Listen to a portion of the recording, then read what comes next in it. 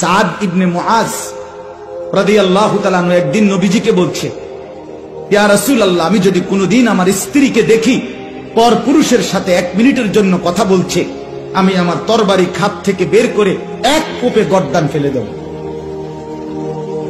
সাহাবীরা, হাদিসে আছে, সাহাবীরা চিৎকার করে উঠছে আল্লাহু আকবার কইয়া খুশিতে। আরে কইলো কি রে?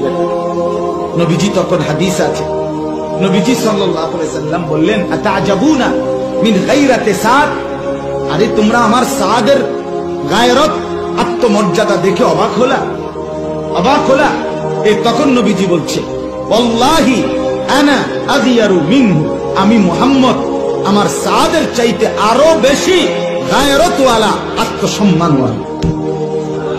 এরপরে বলছে, ওয়াল্লাহু আগিয়ারু মিন্নি, আর আমার আল্লাহ এক চাইতে বেশি, আমার চাইতে বেশি আত্মসম্মানওয়ালা আমার আল্লাহ।